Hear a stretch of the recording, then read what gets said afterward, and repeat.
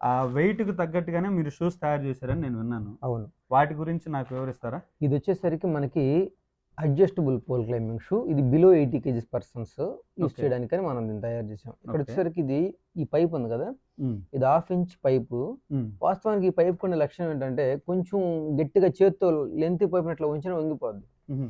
మరి ఇలాంటి పైప్‌ని 80 హ్మ్. కేజీలు, 90 కేజీలు పర్సన్స్ ఎక్కినా గూడా ఆపాలి అంటే, దానికి చాలా వర్క్ చేయాల్సొస్తది. ఓకే. దానికోసం మనం చేసిందేంటంటే, ఈ ఎక్స్‌ట్రా సపోర్ట్స్ ఇక్కడ లోడ్ ఎక్కువ పడుతది వాస్తవానికి. ఓకే. ఈ లోడ్‌కి సంబంధించి కింద ఇదొక ఎక్స్‌ట్రా సపోర్ట్ ఇచ్చాం. ఇది అర్థం కాదు.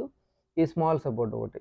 అదే టైంలో ఎడ్జ్‌లోకి మనకెక్కువ లోడ్ పడిపోద్ది. అందువల్ల ఎడ్జ్ నుంచి కూడా డైరెక్ట్ సపోర్ట్ ఇంకోటిచ్చాం. హుహు. ఇలా అక్కడక్కడే అర్థం కాకుండా చాలా సపోర్ట్స్ ఇచ్చి ఇదైతే మనం తయారు చేయడం జరిగింది.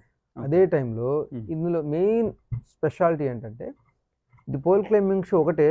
బట్ ఇది 4 అంగుళాలు విడ్త్ ఉన్న పోలు, 6 అంగుళాలు